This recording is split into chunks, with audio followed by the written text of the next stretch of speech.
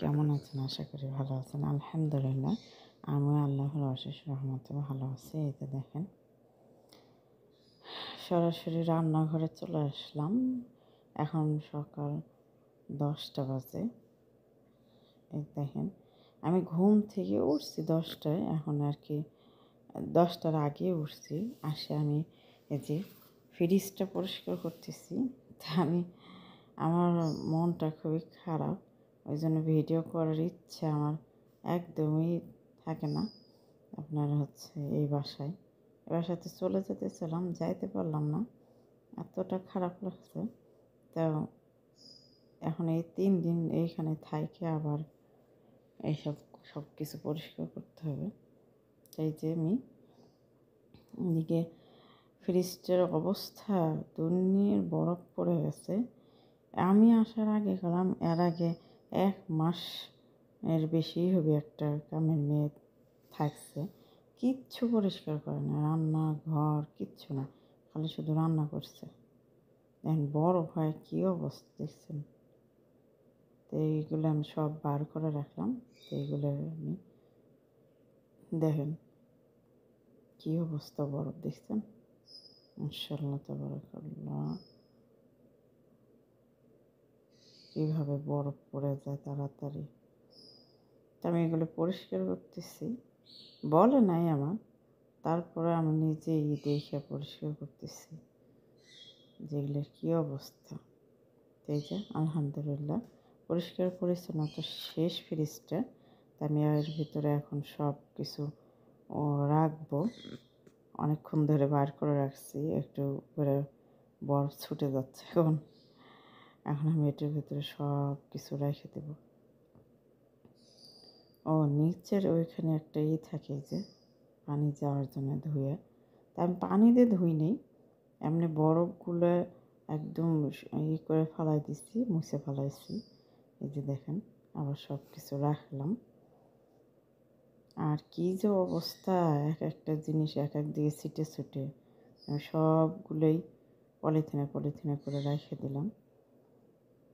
দেখেন আর এইদিকে চাল ভেজে রাখছি ভাত রান্না করার জন্য। এখন আবার এই যে এই ফ্রিজটা পরিষ্কার করতে হবে। দেখেন এক এক জায়গায় এক একটা জিনিস কীভাবে রাখছে দেখছেন, কিচ্ছু ঠিক নেই আগের এই অবস্থায়।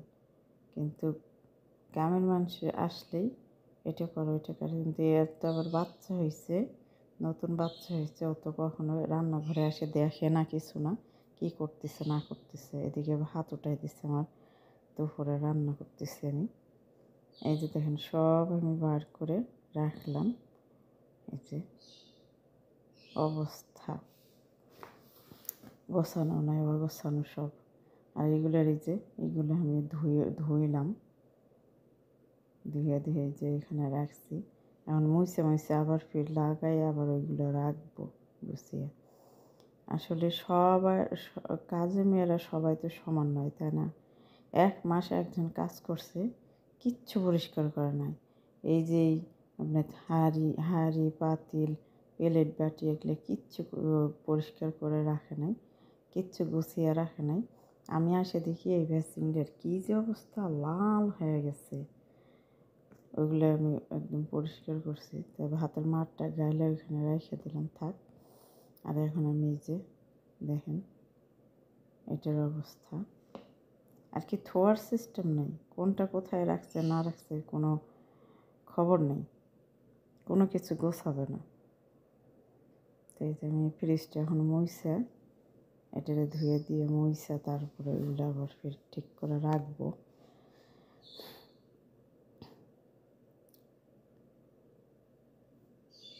এই যে আলহামদুলিল্লাহ আমি সব কিছু রেখে দিলাম সুন্দর করে। এই যে আসলে জিনিসপত্র গুছিয়ে রাখলে কত সুন্দর হয় না? আর এরা কী করে এক এক দিকে ছিটায়। এই যে দুপুরে খাওয়া দাওয়া শেষ করে থালি বাটিগুলো ধুইলাম, রান্না করলাম কী করলাম ওইটা দেখাতে পারিনি। আর এখন এই যে রাতের খাবারের জন্য আমি এইগুলোই মুরগি সেদ্ধ করে নিছি। আসলে হয় কি, এই বাসার একটা কি, যে আমি যখনই মনে করেন যে সকালের দিকে একটু সময় হয়, কিন্তু বিকালের দিকে ম্যাডামেরা উঠলে পরে আর সময় হয় না, একদম ঘিন্নি না করে ঘোরাতে থাকে। তাই আমি এই যে রাতের খাবার যে তৈরি করলাম আপনাদের সাথে আমি আর শেয়ারই করতে পারলাম না। আপনার ওরা এমন তাড়াহুড়ো শুরু করছে, বাহিরে যাবে, তা এনে দিছি, খাওয়া দাওয়া করে এই যে খায়া চলে গেছে এইভাবে ফালাই রেখে। বাচ্চাদের 2 ছেলের নাকি মাথা ছাটাইতে যাবে, মেয়েটার রাইখা গেছে এই যে, আমার বলতেছে ওকে দেখিস।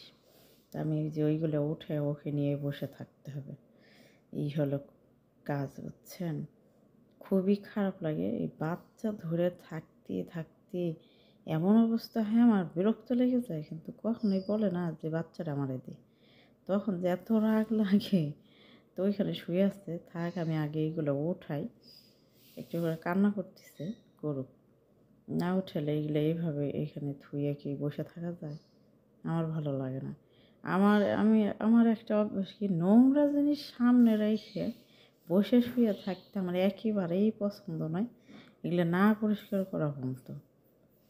তা যাই হোক, এগুলো পরিষ্কার পরিচ্ছন্ন তো করলাম, এগুলো উঠাইলাম।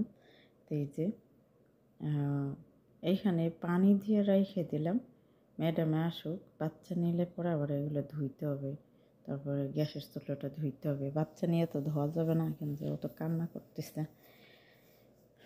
এই বাচ্চা নিয়ে এখন বসে থাকতে হবে, কখন আসবে তার খবর নাই। ওদের তো ইচ্ছা মতন আসে, মনেই করবে না যে একটা বাচ্চা রেখে আসছি, মনে করবে যে আসি তো, এই যে দুধ দিয়ে গেছে ফোটার ভরে, খাওয়াবি আর রাখবি, বাস। দেখেন এখন রাতের কয়টা বাজে জানেন? এখন রাত 10টা বাজে। এই যে একটু আগে আসলো, এখনও বাচ্চাটার আমার কাছ থেকে নেয় না। এখন এই যে আমার রুমে এনে আমার বিছানায় শুয়ে রাখছি, নেবে না। যত কান্নাই করুক, কিছু করুক, আমার কাছে, আমি এই যে কোলে রাখতে রাখতে হাত লেগে গেছে, পরে আমি বিছানায় এনে রেখে দিছি, থাক। বিছানায় রেখে তো চুপ করে থাকা যায় না, ওর সাথে ফেদলা পারা লাগে, পেঁচাল পারা লাগে, তারপরে চুপ করে থাকতে হবে, থাকে। মাশাআল্লাহ তাবারাকাল্লাহ। দেখেন এখন রাতের 1টা বাজে, এই বাচ্চাটারে আমার কাছ থেকে নিচ্ছে। চিনতে করছেন, ও আসছে 10টার দিকে, আইসে আমার কাছ থেকে নেয় না, পরে আমি ইচ্ছে করে ওর কাছে দিছি, দেওয়ার পরে একটুখানি রাইখে ওই যে বাচ্চাকে মাথা ছাটাতে গেছিলো, 10টার দিকে আসছে, আসি যে ফলমূল নিয়ে আসছে, তো একটুখানি কোলে নিছে, নেওয়ার পরে আমি শুধু ফলমূলগুলো এই যে ফ্রিজের ভিতরে রাখছি। দেখেন আম, কত বড় বড় আম, মাশাআল্লাহ। তা এই ফলমূলগুলো আমি ফ্রিজে রাখছি, রাখার পরে আমার কাজ শেষ, একটু বসবেন না, বলতেছে যে ধর আমি একটু গোসল করব, গোসল করে তারপরে এই যে দেখেন অনেক ফল নিয়ে আসছে, আমি হলো গোসল করব, ধরে রাখ। আচ্ছা, ধরে রাখতেছি আমি। পরে আমি তাড়াহুড়ো করে মনে করেন যে এগুলো ফল টলগুলো ফ্রিজে রাখে তখন আপনাদের সাথে শেয়ার করতে পারিনি। তারপর ধরে বসেছিলাম, বসে থাকতে থাকতে 1-1.5 ঘন্টা ধরে ও গোসল করলো, গোসল করে তারপরে আসলো। আর এখন রাতের 1টা বাজে, এখন গেল রুমে। আর আমার এখনও আমি শুইতে যাইনি, এইদিকে মেশিনের ভিতরে কাপড় আছে, কাপড়গুলো তুইলা দিয়ে তারপরে আমি শুইতে যাব। তাহলে চিন্তা করেন কত রাত হবে। তা আজকে ভিডিওটি আমি বেশি একটা বড় করব না। তো এমনি দেখি বন্ধ হয়ে গেছে মেশিনটা, পরে আমি আবার চালু করে দিলাম।